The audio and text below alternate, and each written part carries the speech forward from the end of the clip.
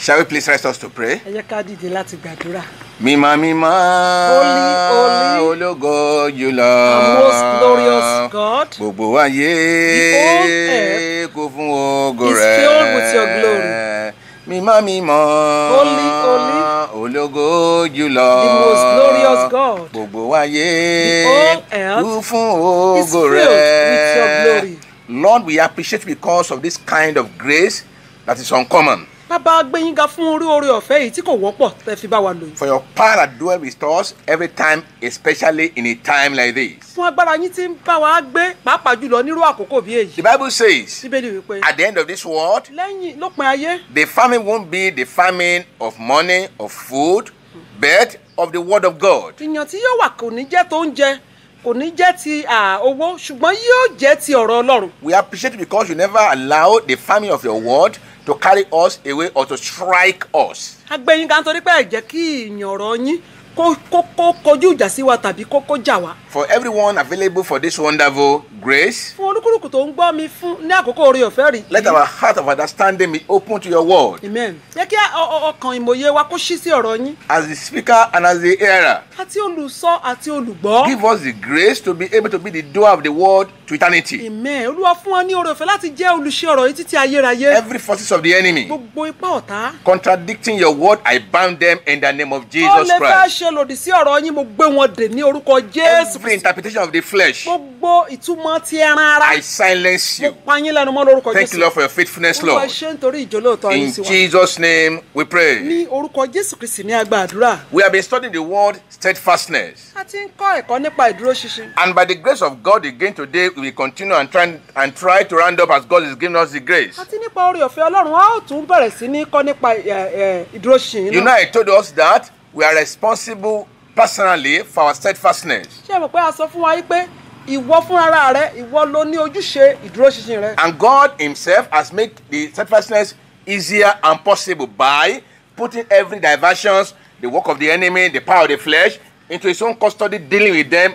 So left it us to concentrate on our steadfastness towards God and towards his principle. Nígbà tí nǹkan ó ṣẹnu re, Ọlọ́run ti wá bá a bójútó ipá ọ̀tá, gbogbo ipá tó lè máa dúkùkù lajà mọ́ ayé wa tó lè fẹ́ dí wa lọ́wọ́, Ọlọ́run ti fi wọ́n sí gbàgà tiẹ̀ kí a lè fọkàn sí àti ká lè wà ní ìdúróṣinṣin pẹ̀lú Ọlọ́run. And by the grace of God, we now know that for sure that is everything that God has given unto you is to glorify Jesus Christ and glorify him alone. Ó dẹ̀ yé wa wípé gbogbo ohun tí Ọlọ́run ṣe fún wa pátá láyé yìí, oore ọ̀fẹ́ tọ́lọ́run fún wa àti àǹfààní tó fún wa, ó wà fún wa láti máa fi ògo fún orúkọ Ọlọ́run nìkan ṣoṣo. Our last study was we emphasized the matter that the word steadfastness is not of word but of action.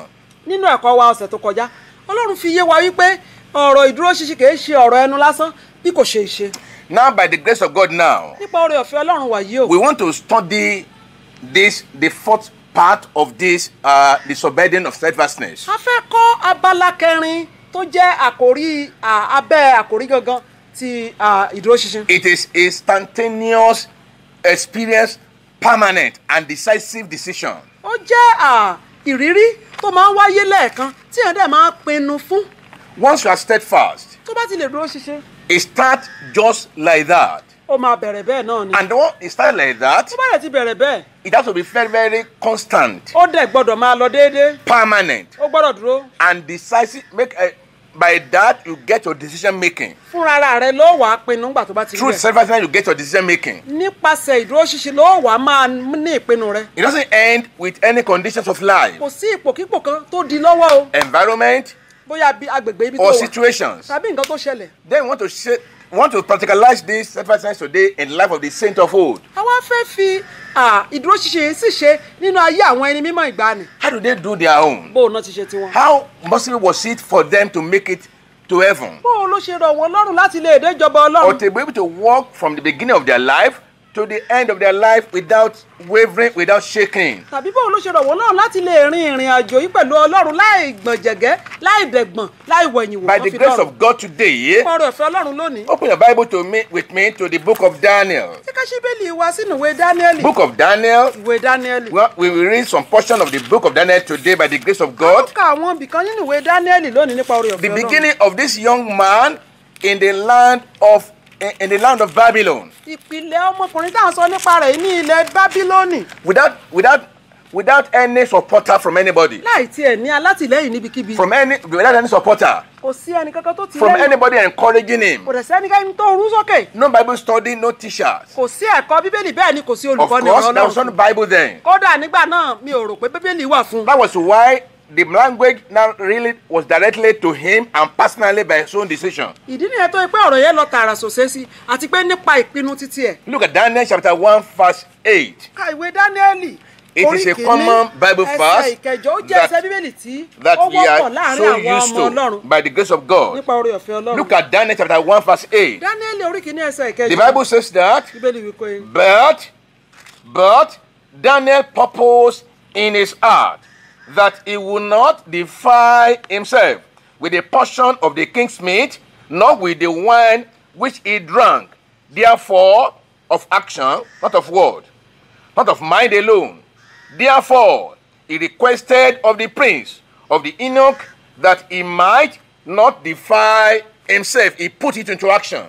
ṣùgbọ́n Dáníẹ́lì pinnu rẹ̀ ní ọkàn rẹ̀ pé òun kì yóò fi oúnjẹ àdídùn ọba àti ọtí wáìnì tí ó mú ba ara òun jẹ́ nítorí náà ó bẹ olórí àwọn ìwẹ̀fà pé kí òun má ba ara òun jẹ́. Despite all the challenges, pẹ̀lú gbogbo ìdojúkọ tó ní. but Daniel purposed in his heart. bíbélì sọ pé Dáníẹ́lì pinnu nínú ọkàn rẹ̀. It started from his own heart. nínú ọkàn rẹ̀ ni pinnu ti Then bẹ̀rẹ̀. he pronounced it. ó wá kéde rẹ̀ He jáde. declared it. ó kéde rẹ̀ jáde. Not just a mere word. kí ṣọ̀rọ̀ ẹnu lásán. He renounced the world and the worldly affairs. ó kọ ayé àti ìfẹ́kúfẹ̀ẹ́ ayé. He said ó wí pé in his heart. nínú ọkàn He òun o purposed in his heart. òun fúnra ẹ̀ ló pinnu nínú ọkàn rẹ̀. He didn't just said it in his kò heart kàn sọ lọ́kàn rẹ̀ pé or mo ti with rò his lọ́kàn mouth àbí alone. kò fẹnu sọ lásán. He decided a ó purpose pinnu with a precise decision pẹ̀lú ìpinnu kan that will not Tàdárí, defile himself pé òun ò ní bára òun with jẹ́ the king's meat, pẹ̀lú oúnjẹ with àdídùn the ọba pleasure of this world. pẹ̀lú ìgbádùn ayé And yìí. Bible says that bíbélì wípé in that what he has said, nínú tó ti sọ if you look at verse 20 tó bá wọ ẹsẹ̀ ogún of nínú ìwé Daniel chapter 1, Dáníẹ́lì orí kìíní ẹsẹ̀ ogún. and in all the matters of wisdom and understanding that the king inquired of them, he found them 10 times better than all the magicians and astrologers that was in his realm. àti nínú gbogbo ọ̀ràn ọgbọ́n àti òye tí ọba ń béèrè lọ́wọ́ wọn ó rí i pé ní ìwọ̀n ìgbà mẹ́wàá wọ́n sàn ju gbogbo àwọn amòye àti ọlọ́gbọ́n tí ó wà ní gbogbo ilẹ̀ ìjọba rẹ̀ lọ. Look at why. kí nìdí? Look at verse 21. wọ ẹsẹ̀ kọkànlélógún. 21, Bible says that, and he charged, verse 21 of, verse 21, he said, and Daniel continued, even unto the first years of King Cyrus. It didn't just stop by purposing his heart, or by just a conclusion, or by just a decision, or by just an action. He continued. That is steadfastness. ẹsẹ̀ kọkànlé ní ogún Dáníẹ́lì orí kìíní Dáníẹ́lì sì wà síbẹ̀ títí di ọdún ìkíní ti Kírísì ọba kẹ́kọ̀ọ́ ṣe pé ó sọ lẹ́rọ kì í ṣe pé ó sọ lẹ́nu lásán tàbí ó kàn tiẹ̀ ó gbà á lérò ó tún tẹ̀síwájú ó pinnu láti máa tẹ̀síwájú. Please listen to this very well. títí sí ọ̀rọ̀ yìí dáradára. I want to emphasize this one once mo again. fẹ́ tẹnu mọ́ eléyìí dáadáa. That we are saved, pé a ní gbàlà sanctified, káàdẹ̀ ní ìsọdí full of the Holy Ghost. tí ẹ̀ mọ́kànnà wa.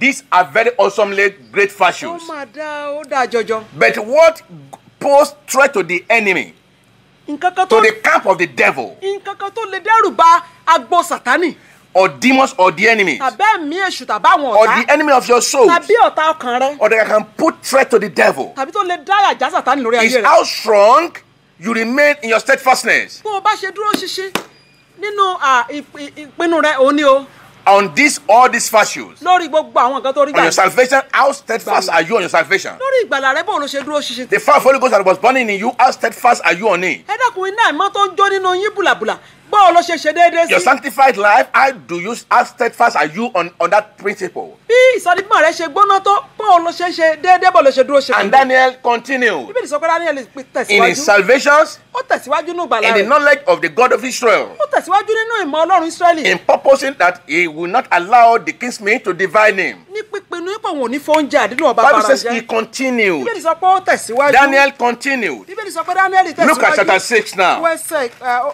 orí kẹfà. Chapter 6. wá wo orí kẹfà I ìwé want to Dáníẹ́lì. read some fast there. wọ́n ka àwọn ẹsẹ̀ kan fún wa. It pleased Darius, from verse 1, it pleased Darius to set over the kingdom 120 princes, which should be over the whole kingdom.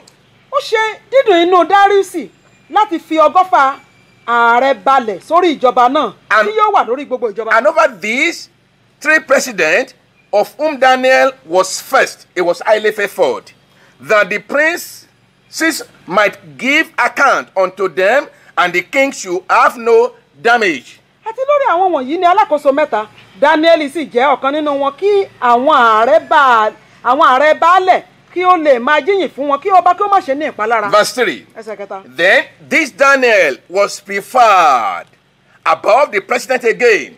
He was elected again, preferred, highly favored, more than all the rest presidents. He was highly favored, so he was highly promoted. Dáníẹ́lì sì borí gbogbo àwọn alákòóso àti ààrẹ baálẹ̀ wọ̀nyí. Because sọ pé ó rójú rere adẹ̀gbéga ju gbogbo àwọn tó kù lọ. Because an excellent spirit was in him, and the king thought to set him over the whole realm now. nítorí ẹ̀mí títayọ wà lára rẹ̀, ẹ̀mí títayọ fagisi yẹn, ọba sì ń gbèrò láti fi ṣe olórí gbogbo ìjọba. You can see that highly favored. wá rí ojú rere yìí. It was so favored that it was excelling. ó rójú rere tó bẹ́ẹ̀ tó yẹ pé òun ló wá ń tayọ. Politically, it was excelling. ní ti ètò òṣèlú òun ló tayọ. It was excelling at his guard mentally. nínú ètò ọpọlọ rẹ̀ òun ló ń tayọ. Sonically, it was excelling. nínú ọkàn rẹ̀ ní mímọ̀ Ọlọ́run rẹ̀ òun ló tayọ. Spiritually, it was so sound. nínú ìgbésí ayé ẹ̀mí rẹ̀ ó múnádóko. That couldn't have been enough. ìyẹn ìbá má ti tó. If he stopped at that point. ká ní ṣe ló lọ dúró níbi The tó Bible lè. says that he continued. Bíbélì sọ pé ó tún tẹ̀síwájú. He continued. ó tẹ̀síwájú. When he was being promoted, he continued nígbà tí his steadfastness. ó tún tẹ̀síwájú When he nínú didn't dúró ṣinṣin. even have any food to eat, he continued. nígbà tí òsò oúnjẹ rárá ń jẹjọ́ kó When he tẹ̀síwájú. didn't have time of his own, he continued. nígbà tí ò tiẹ̀ ráàyè ara rẹ̀ ó tẹ̀síwájú. Ordinary slave, he continued. ẹrú ni láàfin ẹ má gbàgbé ó tẹ̀síwájú. A captive in Babylon, he continued. jẹjọ́ kó ti gbé wọn ní ìgbèkùn lọ sí Bábélì, síbẹ̀ ó tẹ̀síwájú. When he was 10 times better than his classmate, he was still continuing. nígbà tó sàn ju àwọn ará rẹ̀ lọ ní ìlọ́po mẹ́wàá jẹjọ́ kó tẹ̀síwájú. No promotion get him diverted. kò sí ìgbéga kankan tó yí ojú rẹ̀ kúrò ní ìdúró ṣinṣin. No challenge of ease get him confused. kò sí ìpèníjà ìgbà ewu ìgbà ìrọ̀rùn tó gbógun tì. Even when the kings was even favoring him kódà nígbà tí ọba gan yàn fẹ́ tó fẹ́ràn rẹ̀. and set him above all the president of the province, tó fi ṣe olórí àwọn ààrẹ baálẹ̀ ilẹ̀ rẹ̀. he continued serving the ó Lord. tẹ̀síwájú láti máa sin Ọlọ́run lọ. Then, you don't know what happens? ǹjẹ́ mo tó ṣẹlẹ̀ In verse 10. ní ẹsẹ̀ kẹwàá. And when Daniel knew that the writing was signed, ẹsẹ̀ kẹfà. chapter 6, verse 10, ẹsẹ̀ kẹfà orí kẹfà ẹsẹ̀ kẹwàá. for clarity's sake, fún àkọlé yé wa let dáadáa. me go back to verse jẹ́ 5. kí n lọ sí ẹsẹ̀ karùn-ún. Then said this man, we shall not find any occasion against this Daniel, except we find it against him concerning the law of his God, because they knew that he has purpose in his heart to follow the Lord of Israel. ẹsẹ̀ karùn-ún nígbà náà ni àwọn ọkùnrin wọ̀nyí wípé àwa kì yóò lè rí ẹ̀sùn kan sí Dáníẹ́lì bí kò ṣe pé a bá rí i sí nípa òfin Ọlọ́run rẹ̀. In verse 4, ẹsẹ̀ kẹrin. they sought an occasion against him. wọ́n wá ẹ̀sùn tó máa fi sí Dáníẹ́lì lẹ́sẹ̀. They ganged against him. wọ́n parapọ̀ ọ̀tẹ̀ pa wọ́n pọ̀. They couldn't find any way síbẹ̀ wọn ò rí to condemn him wọn ò rí ẹ̀sùn kankan kà sí or to lẹ́sẹ̀. really pull him down. wọn ò rí ohunkóhun fi fà á They lulẹ̀. said the only thing we can wọ́n find wá ń pọ̀ nǹkan ṣoṣo àlè rí. is about his steadfastness ẹ rí ọ̀rọ̀ ìdúró ṣe nìkan la lè fi wẹ́sùn sí towards the lẹ́sẹ̀. matter of the king of God of Israel. àti sí ọba àwọn ọba Ísírẹ́lì. They call him law of his God. wọ́n pè é ní òfin Ọlọ́run rẹ̀. They know him with that God. ó túmọ̀ sí pé wọ́n mọ̀ ọ́ pẹ̀lú Ọlọ́run It yẹn. was so consistent to the extent that everybody in the province, everybody in the affairs of the kingdom understood that this kingdom, this one God belongs to Daniel that is not common to all of them, all the rest of them. gbogbo wọn pátá ní ilẹ̀ Bábélì náà ṣàkíyèsí lọ́rẹ̀ mọ̀ pé Dáníẹ́lì ní Ọlọ́run kan táwọn tó kù ò ní.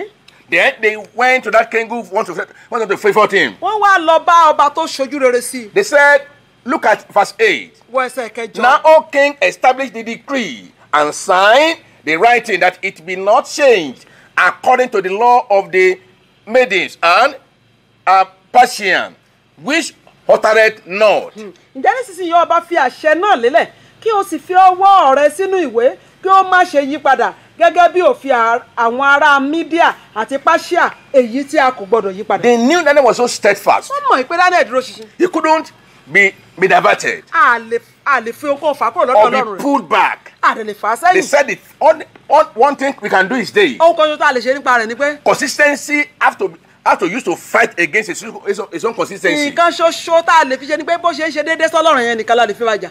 Let us use another consistency ẹ again. jẹ́ ká lo déédéé rẹ̀ A law that cannot be changed. pẹ̀lú òfin tí a lè yí A law padà. that cannot be altered. òfin tí wọn kì í yí padà. We cannot alter Daniel. a lè yí Daniel padà sí Let us àyà set tiwa. up another law that is not altered. ẹ wá jẹ́ ká lọ wá òfin míì náà tí a ò gbọ́dọ̀ yí padà. That we challenge that authority of Daniel's steadfastness. tí ó lè pe ìdúróṣinṣin Daniel níjà. Unknown to the king. ọba ò sì mọ nǹkan kan. Wherefore king signed the written and the decree. nígbà náà ni Dárúsì fi Verse ọwọ́ 9. nígbà náà ni Dárúsì fi ọwọ́ sínú ìwé àti àṣẹ náà. I love that verse 10 I read to you the Mo other mà time. fẹ́ràn ẹsẹ̀ kẹwàá yìí o. Now when Daniel Mo kà knew that the written was signed, nígbà tí Daniel sì ti mọ̀ pé a kọ ìwé náà tán he knew that the law cannot be altered. ó mọ̀ pé òfin Mídíánì a lè yí padà. The way to query him had been set. àkọsílẹ̀ láti fi dá lẹ́bi wọ́n ti kọ sílẹ̀. To condemn him had been set. láti fi dá lẹ́bi wọ́n ti kọ sílẹ̀. That nobody can alter the decree. pé kò sẹ́ni tó lè yí òfin He yẹn knew padà. all these things. gbogbo eléyìí ló mọ̀ nílẹ̀ What he Bábélì. knew never allowed him to backslide. n tó mọ̀ ò dẹ̀ jẹ́ kó padà sẹ́yìn nínú What Olúwa. makes you to backslide and begin to shiver? kí ló jẹ́ kó o máa gbọ̀n kó wá padà sẹ́yìn. Because of revelation of what people working against you in your place of work. torí àwọn ìran àwọn tó ń gbógun tì ọ́ níbi iṣẹ́. It was revealed to you just in your dream. torí pé Ọlọ́run kàn fi hàn pé lágbájá ò fẹ́ràn rẹ níbi iṣẹ́ yìí o. Or you saw them maybe, or you see them maybe waging war against you in your office. tàbí orí wọn tí wọ́n gbógun tì ọ́ níbi iṣẹ́ rẹ. Their secret plot was revealed unto you by God. àṣírí wọn tí àṣírí ìkọ̀kọ̀ wọn Ọlọ́run dẹ̀ tú fún ọ. And somebody revealed them to you.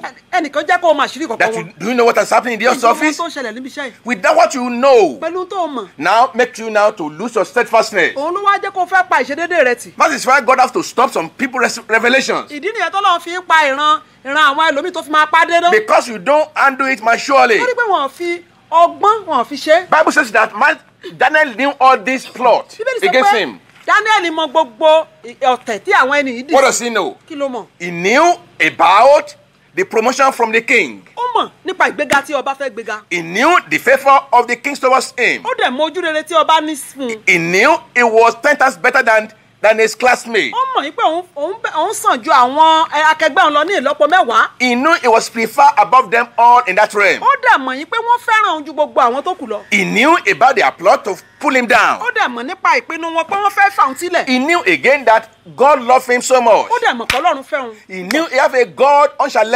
unchallenging God. ó mọ̀ pé òun ní Ọlọ́run kan tẹ́nikẹ́ni ò lè pè He níjà. knew all those ó things. mọ̀ gbogbo àwọn nǹkan wọ̀nyí. Despite that, what he knew, pẹ̀lú gbogbo ohun tó tún mọ̀ yìí. none of them shake Daniel's steadfastness. kankan nu wọn ò mi Daniel lẹ́sẹ̀ kò jẹ́ That kó pọ̀ was what jù. I said. ìdí nìyẹn tí mo fi sọ pé Steadfastness is instantaneous, pé ìdúróṣinṣin rẹ permanent ó gbọ́dọ̀ decision, máa lọ déédéé. a decisive decision. ìpinnu láti ọ̀dọ̀ rẹ wá. It doesn't end with the condition kò tán pẹ̀lú ohunkóhun tó kò ṣẹlẹ̀. or environment, tàbí agbègbè tó wà. situations. tàbí n tó ṣẹlẹ̀. Situation keep on changing. nǹkan agbègbè á máa yí padà n tó Situation ṣẹlẹ̀ keep dẹ̀ on máa- changing. agbègbè àti àyídáyídá Ó yìí máa yí yí padà. padà. ó máa yí padà. Ó yí padà. ó máa yí padà. It was changing. it's changing. The same was changing. àwọn ìpinnu máa yí padà. From favor to be favor, they want to favor Daniel. níbi tó ti fẹ́ ṣojú rere fún That Daniel. decision changed ó tún yí padà. to hatred. sí ìkórira. People he was assigned to govern àwọn tí wọ́n sọ pé kó lọ jọba lé lórí. change as well. wọ́n yí padà. They begin to plot evil against wọ́n him. bẹ̀rẹ̀ sí ní ṣọ̀tẹ̀ ibi sí i. All those rivalry decisions, gbogbo ọ̀tẹ̀ tó ń ṣe yìí. all the sign law against him gbogbo ìbuwọ́lùwé ọ̀tẹ̀ takò. changed. ó yí padà. Daniel continues. Daniel tẹ̀síwájú. He continued with his God. Daniel tẹ̀síwájú pẹ̀lú He was Ọlọ́run rẹ̀. unshakable. kò ṣe No situation. kò ṣe mí. No power of the enemy agbára ọ̀tá ò can lè work mí. against him. kò sí agbára The ọ̀tá Bible says that, having known, Daniel knew that the written was signed. He went into his house as if nothing happened. nígbà tí Daniel sì ti mọ̀ pé a kọ ìwé náà tán ó wọ ilé rẹ̀ lọ ó sì ṣí ojú fèrèsé rẹ̀ I see sílẹ̀. nothing that happened at bí all. ìgbà tí nǹkan kan ò ṣẹlẹ̀ ní o.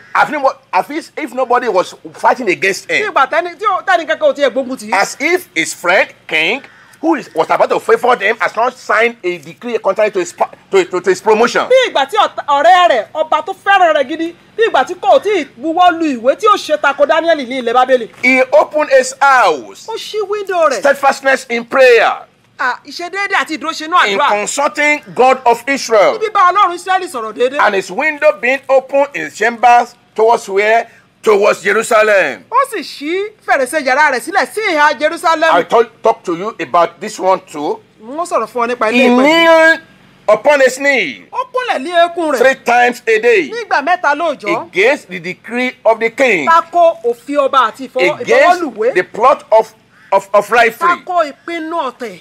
against the power of the enemy, tako gbogbo agbára ọ̀tá. and pray and give thanks before his God. He never rebuked the enemy. He never caused fire upon them.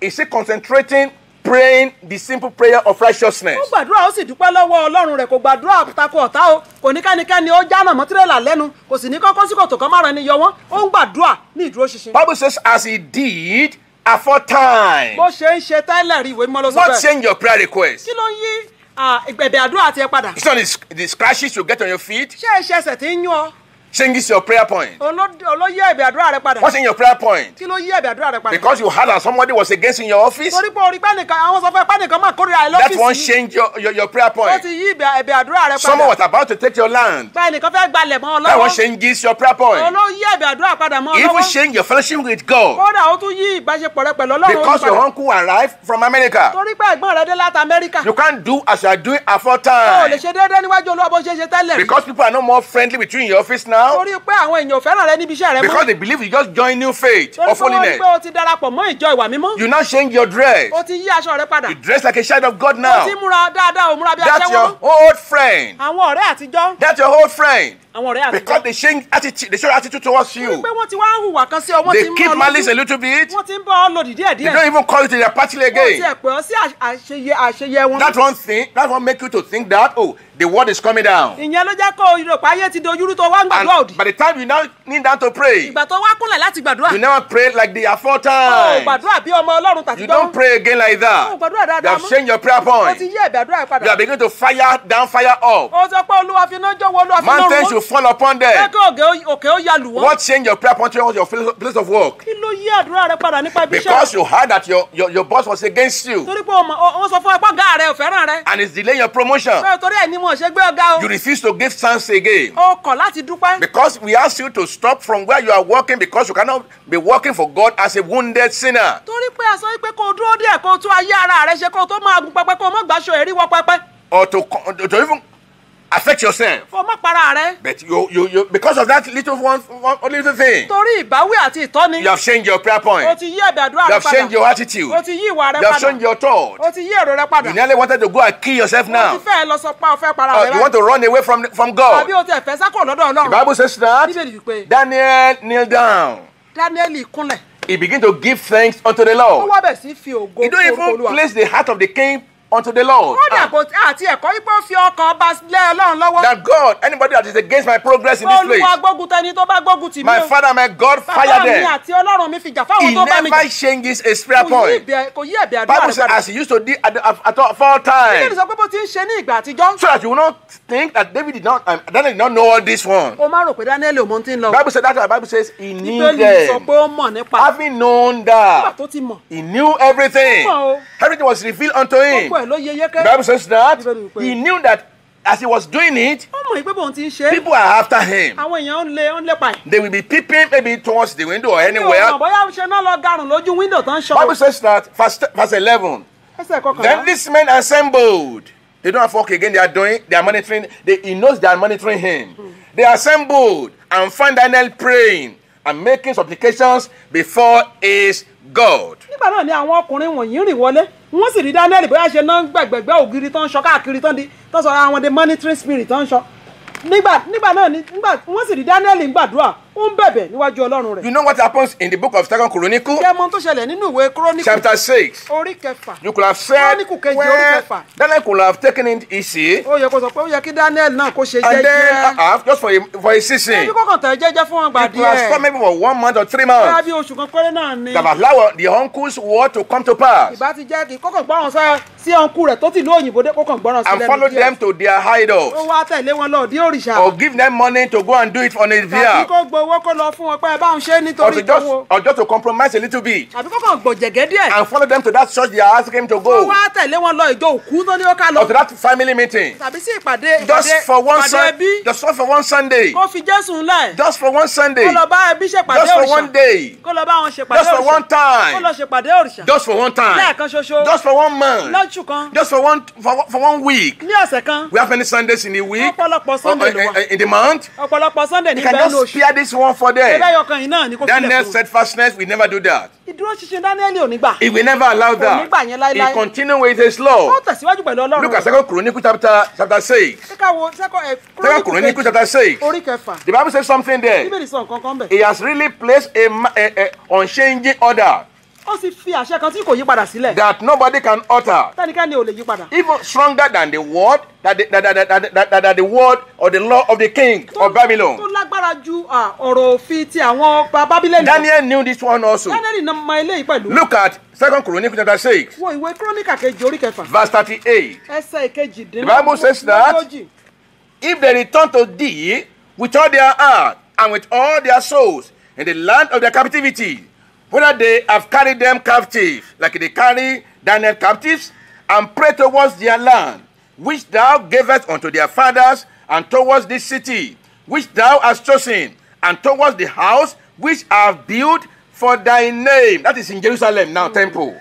bí wọ́n bá sì ti fi gbogbo àyà wọn àti gbogbo ọkàn wọn yí padà sí ọ ní oko ẹrú wọn sí ibi tí a gbé kó wọn lọ tí wọ́n bá sì gbàdúrà sí ilẹ̀ náà tí ìwọ fi fún àwọn bàbá wọn sí ìlú náà tí ìwọ ti yàn àti sí ilé náà tí èmi ti kọ́ fún orúkọ rẹ. Then verse 39, then hear thou from the heavens, even from their dwelling place, their prayers and their supplications, and maintain their cause, and forgive their people, which have sinned against thee.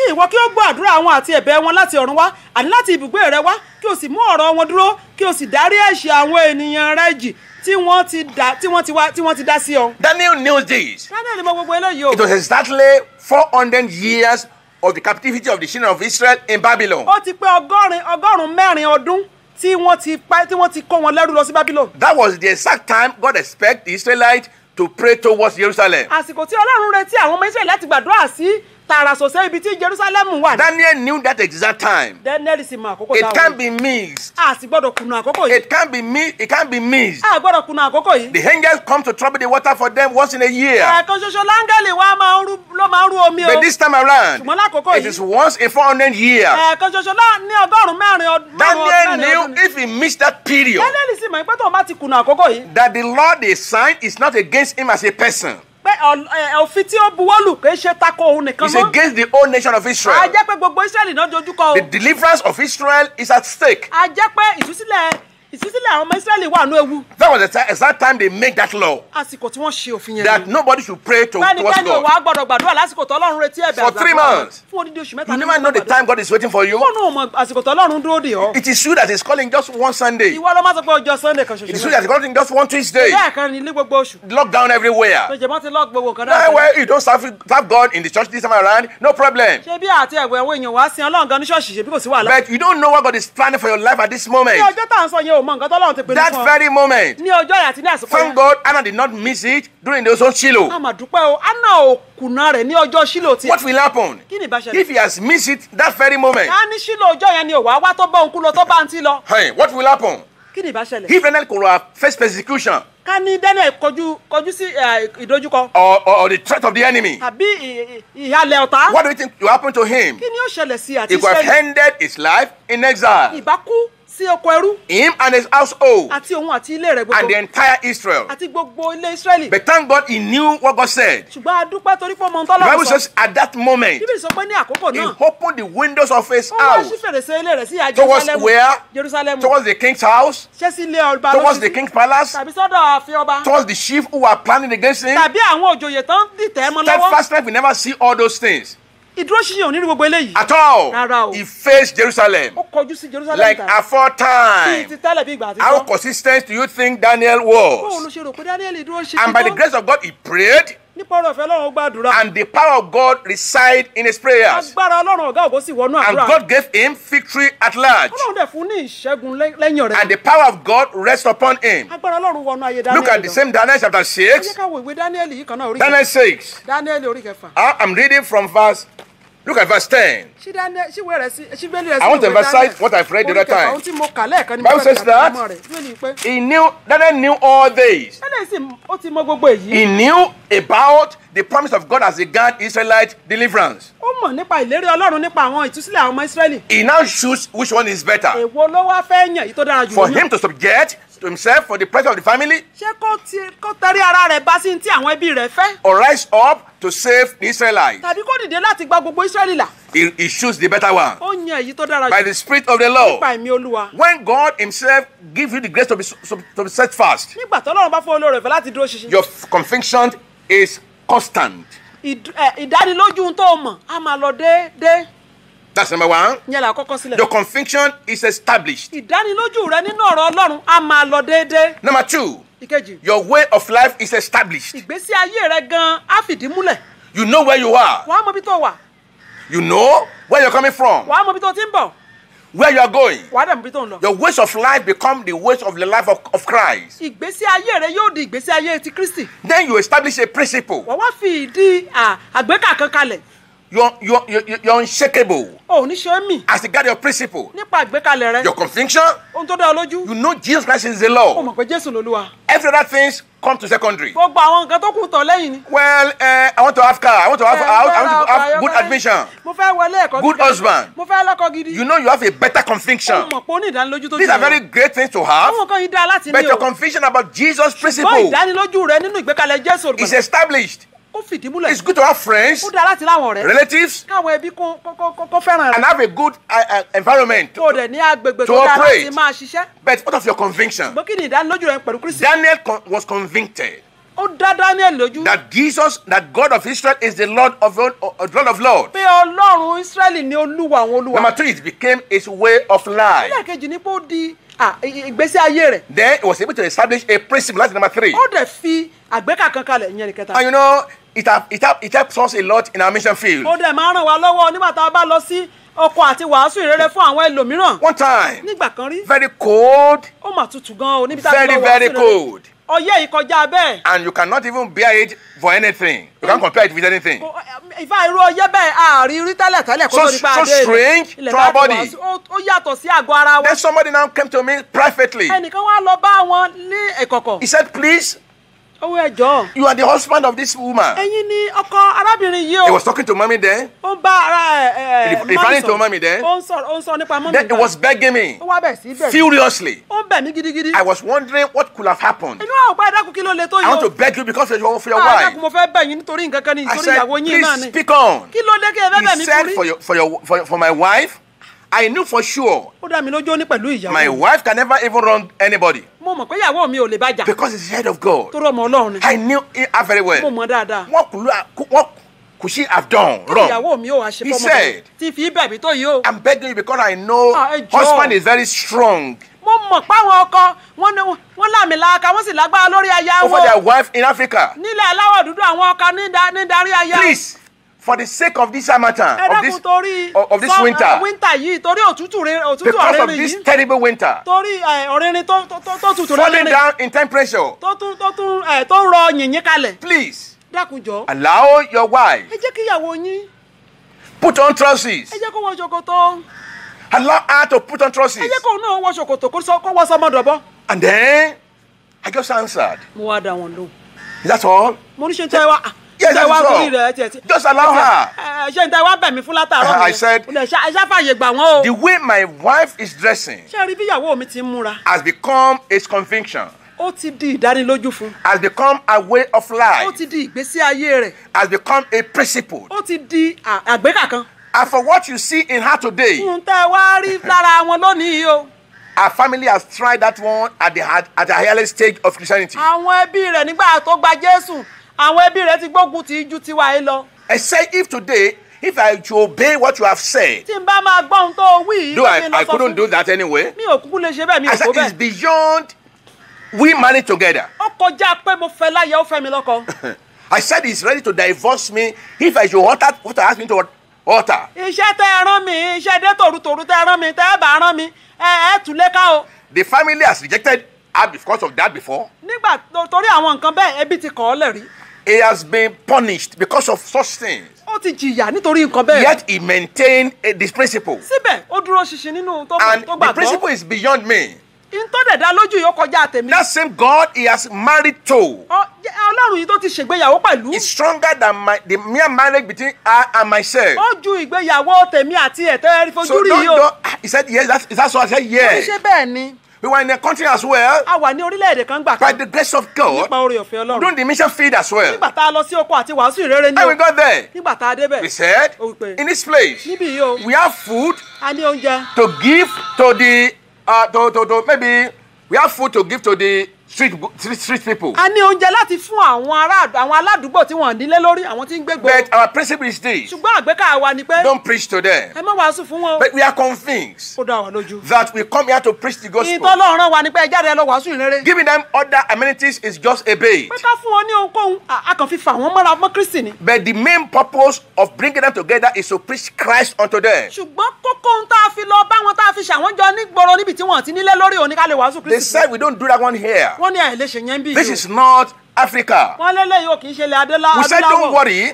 wà ní pẹ̀lú The Spirit of God ṣe rí ẹ̀mí Olúwa that is living in Jèhófà us tó ń gbé nínú wa. will not allow us to give them food alone, just kind of oníkàwá food láàyè alone. ká ti yàn yàn Áfíríkà wa máa há oúnjẹ ní It títì has lórí òfo. become a conviction. ó ti di It has àìdánilójú become a wa. ways of life. ó ti di ìgbésí ayé It has wa. become a principle. ó ti di àgbékà kan tá a gbọ́dọ̀ máa tẹ̀lé. It has become the mode of life for ó ti us. di ntọ́lọ́run mọ tá a dẹ̀ gbọ́dọ̀ kọjá There's no rẹ̀. way we can walk against a lè it. ṣe takò. And by the grace of God, nípa oore ọ̀fẹ́ do you know what happens? jẹ́ mọ tó ṣẹlẹ̀. Within a short period, ní àkókò kékeré. we were able to transform the community. Ọlọ́run wá ràn wá lọ láti fi ìrere ológo lọ àwọn àdúgbò náà. The street guys, àwọn ọmọ àdúgbò tó ń they gbégboro. changed their orientations for the first time of their lives. wọ́n yí ìpinnu wọn padà fún ìgbà àkọ́kọ́ láyé wọn. They have purpose, more better purpose of living their life. wọ́n ní ìdí pàtàkì tó fi gbé ìgbésí ayé wọn. And kì í ṣe God pé láti himself kú sí ìgboro. was just to justify the motive and the principle and the mission. Ọlọ́run dẹ̀ gba ògo ó gba ìyìn lórí àwọn Why? iṣẹ́ ìránṣẹ́ náà. Steadfastness is a conviction. torí pé ìdúróṣinṣin ohun tó gbọ́dọ̀ dání lójú It's a way of life. ó jẹ́ ìgbésí ayé. You have to get to a position ó gbọ́dọ̀ dé ipò kan where you have to resolve. tó gbọ́dọ̀ tiẹ̀ tí kó gbọ́dọ̀ dá ọ You have to lójú. resolve ó it. gbọ́dọ̀ dá ọ lójú. And this one is resolved pé already. eléyìí a ti yanjú rẹ̀ náà. I can't embrace other gospel than gospel of holiness. n ò ní gba ìrere mi lẹ́yìn ìrere ìwà mímọ́. You have to resolve. ó gbọ́dọ̀ ti That is, yanjú. steadfastness is a thing you have to resolve with yourself. ìdúróṣinṣin gbọ́dọ̀ jẹ́ nǹkan tó gbọ́dọ̀ yanjú. Daniel resolved everything with his ṣé àwọn God. Dáníẹ́lì yanjú gbogbo rẹ̀ pẹ̀lú Ọlọ́run rẹ̀. Slave or no slave. ó jẹ́rú tàbí ò jẹ́rú. Like the three Hebrews as well. bí àwọn ọmọ Hébérù mẹ́ta bákan náà. They resolve. àwọn náà yanjú If rẹ̀ our God save us, well, tọ́lọ́run wa bá gbà wá yẹ̀ ẹ́. if not, tí ò bá sì wàá gbà wá. we are ready to enter into the lake of fire. a ṣetán láti wọnú iná ìléru This lọ́ba. fire is even lower than the fire of hell. a mọ̀ pé iná tó fẹ́ dà kò gbóná tó iná ọ̀run You have àpá. to resolve. ìwọ ló yanjú ẹ̀. If you are praying for, I don't know what you are praying ẹbí for, ọmọ tó ń gbàdúrà tó ń bẹ̀bẹ̀ fún you have lọ́dọ̀ gotten Ọlọ́run. the answer or not, bóyá o ti rí ìdáhùn gbà tàbí you bẹ́ẹ̀ have to kọ́. resolve o ní láti yanjú nǹkan on kan. some principle, lórí àgbékà on kan. some conviction, lórí ìdánilójú some kan. kind of way of life lórí ìgbésí ayé tó that mọ̀ you pé. know this is my way of life o now. gbọ́dọ̀ mọ̀ pé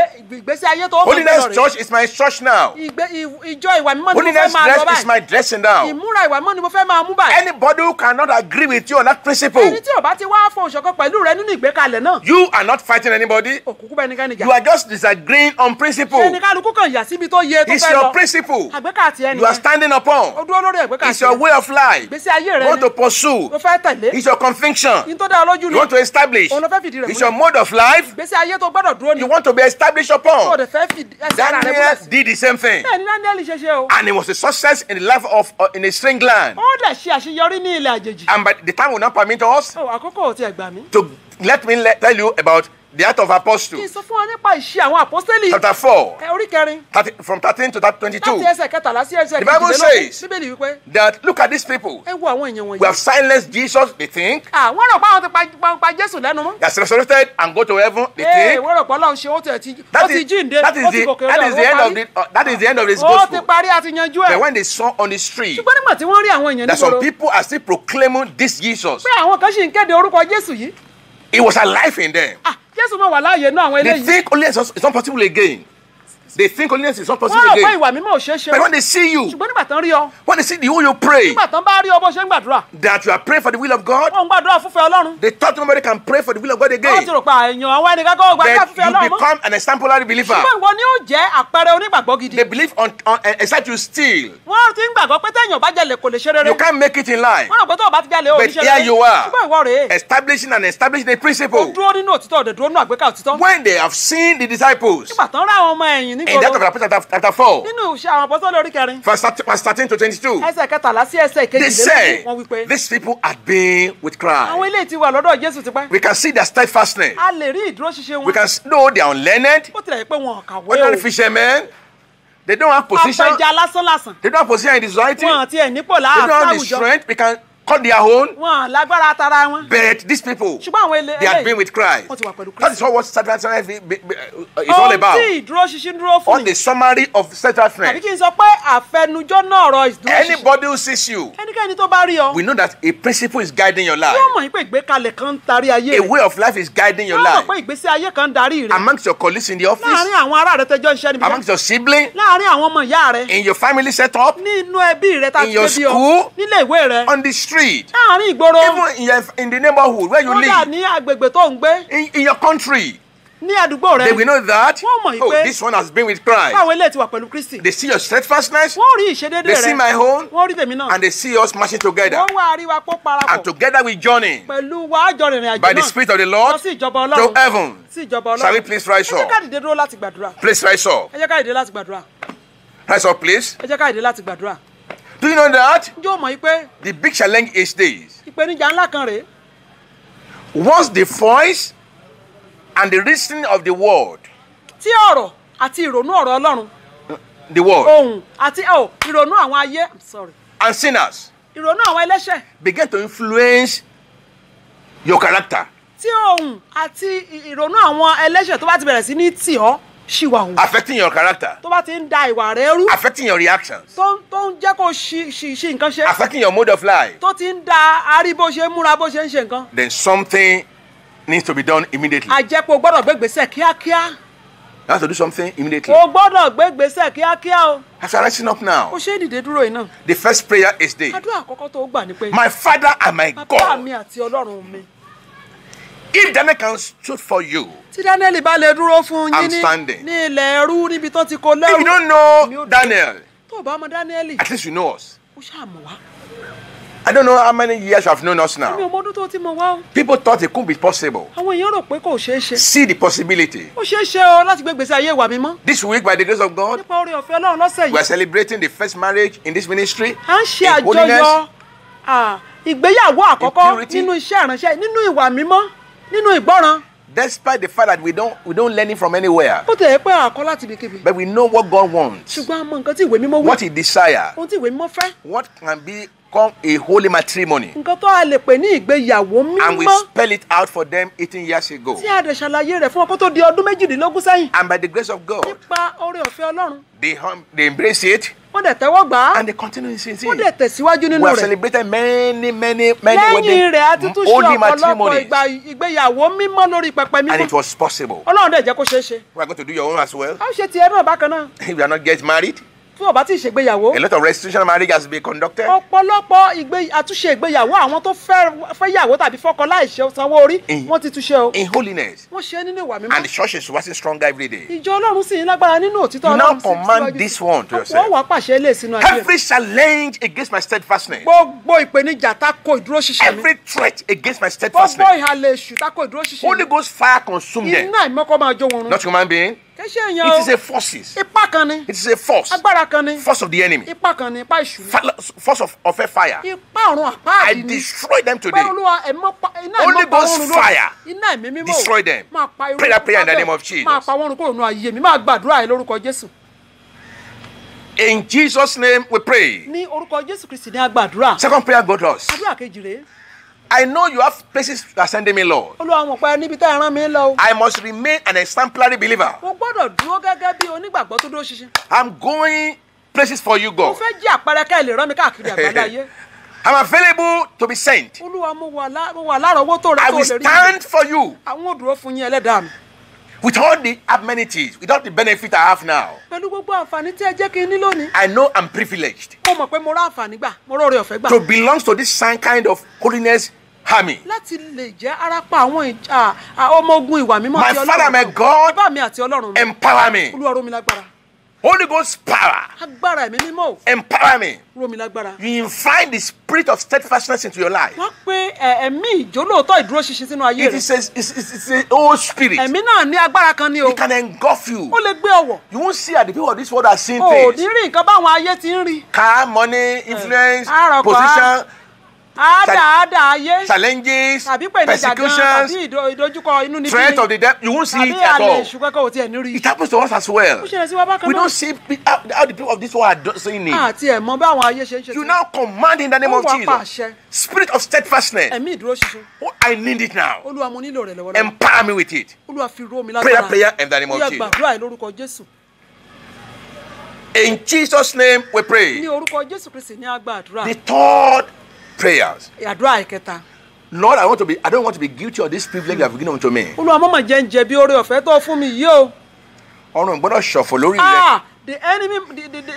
The enemy must not overcome me and the heaven must not be sad over my life. Ọ̀run gbọ́dọ̀ ṣọ̀fọ̀ lórí ayé mi.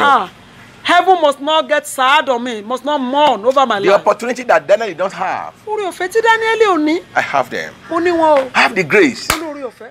Daniel did not have grace. Dáníẹ́lì ò mọ̀ gba àsìkò oore ọ̀fẹ́ yìí. No. Rárá o. Our whole dispensation of grace. Àsìkò wa yìí ní àsìkò oore ọ̀fẹ́. You have to plead. This one is a Wàá pleading bẹ̀bẹ̀, prayer. wàá bẹ̀bẹ̀ ní o. Don't let him be guilty Àdúrà of this ìjírẹ̀ bẹ̀rẹ̀ privilege. lélẹ́yìn lẹ́dàá mi mọ̀ jẹ́ ń jẹ̀bi oore ọ̀fẹ́ Don't let náà. him be guilty of this Má privilege. jẹ́ ń jẹ̀bi àǹfààní tó You fún can mi. kneel Ó down. lè kúnlẹ̀. You can prostrate. Ó lè dọ̀bálẹ̀. Whatever that takes Irú you. ipò tó bá máa gbà ó ni I don't o. want to be guilty of this Má kind jẹ́ kí n of jẹ̀bi oore I ọ̀fẹ́ tí don't want mo to rí be gbà guilty. Olúwa má jẹ́ ń jẹ̀bi. good pastor, Ẹlẹ́dàá mi má good jẹ́ ń church, jẹ̀bi àwọn ìránṣẹ́ good Ọlọ́run tó rán sí mi. opportunities, Oore ọ̀fẹ́ good tẹ́ fún mi. counselors, Àwọn onímọ̀ràn rere people that tí ó fi encourage yín ká. you. Àwọn tó ń rú mi sókè láti Don't let tẹ̀síwájú me ní be ìwà guilty of mímọ́. them. Olúwa má jẹ́ ń jẹ̀bi pray the wọn. prayer in the name of Gbàdúrà ẹ̀ Jesus. lórúkọ Jésù. In Jesus' name we pray. Ní orúkọ Jésù Kristi ní a gba àdúrà. I command by the power of the Lord. Pàṣẹ nípa agbára Olúwa. There's a punishment against unsteadfastness. Ìyà ń bẹ fún àwọn tí ò bá dúró ṣinṣin o. Who is not steadfast Ẹni tí ò bá ti dúró will ṣinṣin. be losing a lot. Wọ́n mọ sọ ọ̀pọ̀lọpọ̀ oore rẹ̀ nù. Losing from the side of God, Yóò sọnù ní àti Ọlọ́run yóò sọ losing àwọn from the kan side nù. of the world. Yóò tún sọ nǹkan nù ní àti ayé. Ó máa há sáàrin He will méjì. just lost in the middle. Lukewarmness. A jẹ́ ìlọ́wọ́wọ́. Bible will not. God said we put them out. Bíbélì sọ pé àwọn tó bá lọ́wọ́wọ́ lòun tú jáde. Anger of God as well. Ìbínú Ọlọ́run tó ràn dẹ̀lẹ̀ lórí ẹni irú àwọn bẹ́ẹ̀. Evil affections, Ìfẹ́kúfẹ̀ẹ́ frustrations, àti kí nǹkan máa dẹ̀rú mọ́ni lọ́wọ́. backwardness, Kí èèyàn máa wà lẹ́yìn nígbà gbogbo. backslidings, Kí èèyàn tó máa padà sẹ́yìn. destruction in hell at the Ó end, dá ìparun ọ̀run àpáàdì lẹ́yìn ọ̀rẹ́ yìí. eternal sufferings. Ìjìyà ayérayé. We can't bargain for less than steadfastness, no? Olúwa àlè gba nǹkan kan tó bá ti yẹ̀ ní ìdúró ṣinṣin. I command into every area of this Ó world pàṣẹ lórí gbogbo the olùkọ́ ọ̀rọ̀. anointing of steadfastness Ròyìn láti dúró ṣinṣin is nítòótọ́. released into your life by the power of God in the name of Jesus Christ. Amen. A tún sínú ayé olúkúlùkù wa lórúkọ Jésù. Henceforth, Látòní lọ. all those things of the world, the Gbogbo àwọn nǹkan ayé side wọn attractions, tí ó máa ń gbójú ẹni that is kúrò ní pulling us òtítọ́, back. tó máa ń fani sẹ́yìn. every enemy of steadfastness, Gbogbo ọ̀tá ìdúró ṣinṣin. like ungratefulness, like murmuring, Bí kéèyàn máa mọ̀ọ́rẹ́, bí kéèyàn máa ṣàkànṣá. like bitterness, compromising, Bí ìkorò ọkàn tàbí kéèyàn máa gbòjìgẹ́. slothfulness, Kéèyàn worldliness, ọ̀lẹ. carelessness, Kéèyàn ọ̀lẹ. Kéèyàn má kíyèsí. disobedience, Kéèyàn má kíyèsára. evil communications, Ọ̀rọ̀ ẹgbẹ́ búburú. prayerlessness, Àti àìlègbàdúrà. moving away from the word of God, Kéèyàn máa jìnnà sọ́rọ̀ Ọlọ́run kó má lè ka Bíbélì. excuses. Àti àwáwí lóríṣiríṣi. I rebuke them in your life now in the name of Jesus Christ. Amen. Mo bá wọn wí nínú ayé rẹ lónìí lórúkọ Jésù. Every stagnation, Gbogbo ipá tó ń mú. go less life. Gbogbo ipá tó ń dáni dúró sójú kan ti rí. I rebuke you in the name of Jesus. Amen. Mo bá wọn wí ní orúkọ Jésù. You spirit of envy, Ìwọ ẹ̀mí ìlara. attack of carnality, Ipá ẹran ara gbogbo. unwatchfulness, Ipá tí ò kíyèsára. which are the enemies of, Tó jẹ́ steadfastness. ọ̀tá ìdúró ṣinṣin. I rebuke you right now in the name of Jesus. Mo bá ọ wí ní orúkọ Jésù Kristi. Lord, I pray. Olúwa mo gbàdúrà. At the end of it all, Lẹ́yìn ọ̀rẹ́ yìí, we will see Daniel. a ó rí Dáníẹ́lì. We will see the apostles A rí àwọn àpọ́sítélì who stood the ground for tí God. wọ́n dúró fún Olúwa wọn. They tried to silence them, but nobody Wọ́n was gbìyànjú able àti to pa wọ́n lẹ́nu do mọ́ that. ṣùgbọ́n wọn gbà. They said, wọ́n wí pé we have strictly warned you not to pollute our land sitting with this doctrine of a yours. mà ti sọ fún yín ẹ má wàá fi ẹ̀kọ́ Jésù ìbalẹ̀ wa jẹ́ o. Peter said, Pétérù wí pé examine it yourself. ẹ̀yin náà yẹ̀ wò ìgbà Is yẹ̀ it wò. worthy for us to obey the voice of man, of God? àwa wá gbóhùn ènìyàn láì gbà tọ́lọ́run gbọ́. He said, ẹ̀yin náà ẹ gbà yẹ̀ wò. Just examine it by yourself. In the face of people who have just Consider it. in the face of people who have just slaughtered Jesus Christ, lójú àwọn tó ṣe pa Jésù Olúwa wa. that they know they can kill them too. Sunday mọ̀pọ́n lè pa àwọn náà. I command in the face of fire Àṣẹ ní ojú iná. the grace for you to be steadfast Oore ọ̀fẹ́ láti dúró ṣinṣin. in times of plenty, Nígbà ọ̀pọ̀. of comfort, Nígbà ìtura. of promotion, Àti nígbà ìgbéga. like Daniel. Níbi ti Daniel. The grace for you to stand for God Agbára àti oore ọ̀fẹ́ láti dúró is fún Ọlọ́run. released into your life right now in the name of Jesus Christ. Amen. A tú sínú ayé rẹ látòní lọ lórúkọ Jésù. In Jesus' name we pray. Ní orúkọ Jésù Kristi ní a gba àdúrà. Amen. Àmín. Amen. Àmín. Amen. Àmín. Praise the Lord. Hallelujah. Ìyìn Olúwa lógo. Thank God for your life. A dúpẹ́ lọ́wọ́ Ọlọ́run fún ayé yín. For these 3 weeks, especially Fún ọ̀sẹ̀ mẹ́ta tá a consecutively, ti ń gbọ́ nípa you ìdúró can still ṣinṣin. subscribe to our YouTube channel. Ẹ ṣì lè subscribe sínú YouTube channel wa. And by the grace of God, if you need any information, Nípa oore ọ̀fẹ́ Ọlọ́run tẹ́ bá fẹ́ gbọ́. Just send- Tẹ́ bá fẹ́ gbọ́ nǹkan kan nípa you wa. send your comment. Ẹ rán àtẹ̀jíṣẹ́ yín sí wa. 2 years is not enough to study steadfastness. Jẹ́jẹ́ ọ̀pọ̀ ọdún méjì gan ò tó láti máa kọ́ ìdúró ṣinṣin. We keep on teaching it because that is what Bible is full of. A máa kọ́ lọ nítorí pé ó kún Bíbélì bá. Nǹkan tó wà ní Bíbélì nìyẹn. That's all that is in the Bible. That is the strength of all the Christian virtues. Ìyẹn ni agbára ìwà bí Ọlọ́run. So please, you can email us. Ẹ lè bá wa sọ̀rọ̀ lórí You email. can inbox us. Ẹ lè bá wa sọ̀rọ̀ lórí We'll be able inbox. to really guide you through. A ó dẹ̀ bá wa sọ̀rọ̀. 4 Ó gbà wá o'clock nímọ̀ràn. on Thursday. Aago 4 ní ọjọ́ The Thursday. same time. Lákòókò kan Please náà. join us on this Darapọ̀ channel. mọ́ wa ní ìkànnì. We love you so much. Ẹ fẹ́ràn wa jọjọ. Keep on praying for us Ẹ máa gbàdúrà fún. that the word of God will be running Kí ọ̀rọ̀ Ọlọ́run kó lè máa sáré. and then open doors Kọ́lọ́run dẹ̀ máa ṣí ilẹ̀kùn fún wa. by the grace of God. Nípa oore ọ̀fẹ́ Ọlọ́run. God bless you. See Kí you Olúwa kó there. bùkún fún wa. Amen. Amen.